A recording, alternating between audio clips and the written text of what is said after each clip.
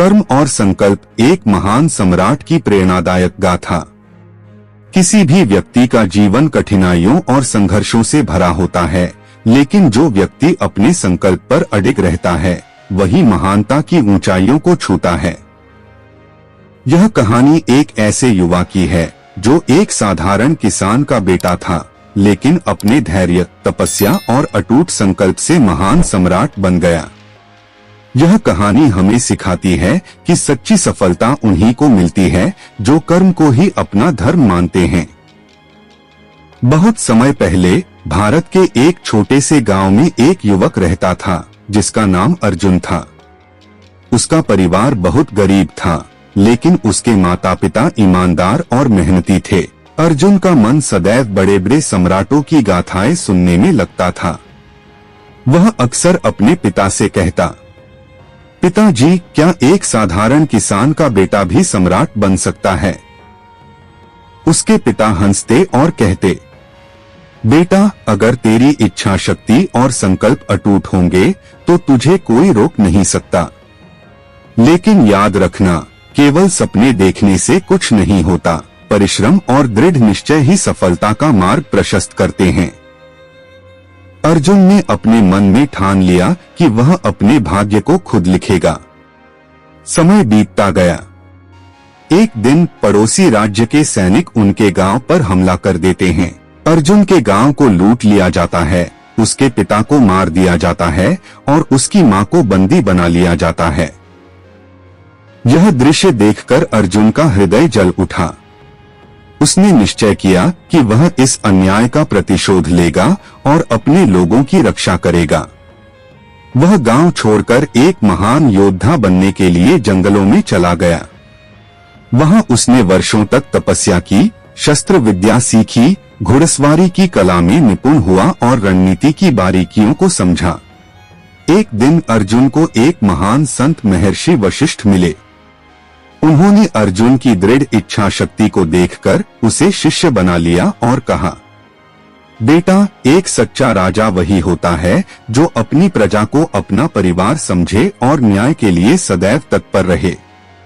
तू एक महान सम्राट बन सकता है, लेकिन तुझे पहले अपने अहंकार और क्रोध पर विजय पानी होगी।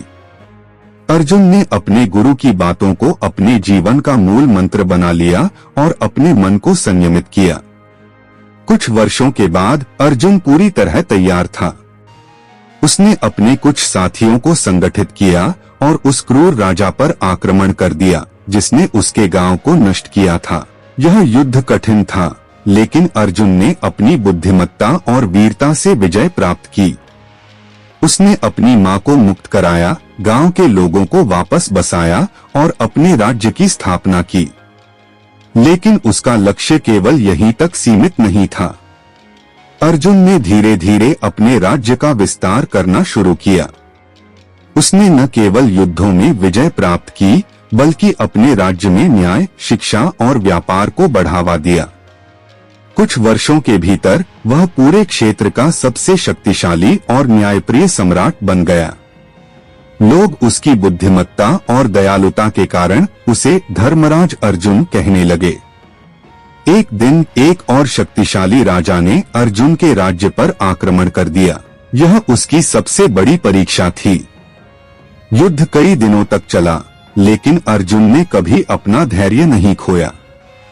अंततः उसने उस राजा को पराजित कर दिया और उसके राज्य को अपने अधीन कर लिया।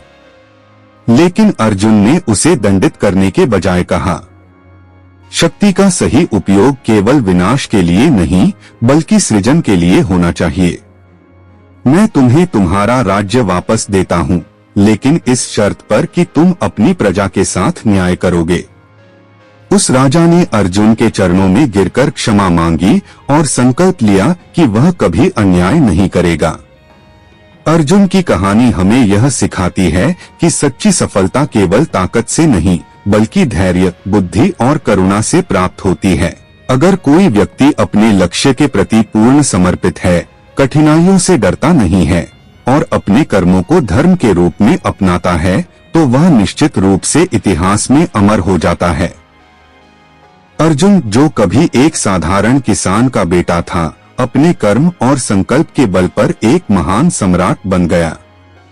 यह कहानी हर व्यक्ति को यह सिखाती है कि अगर आप अपनी पूरी ताकत और संकल्प के साथ किसी लक्ष्य को प्राप्त करने की ठान लें, तो पूरी सृष्टि आपको सफल बनाने के लिए कार्य करने लगती है।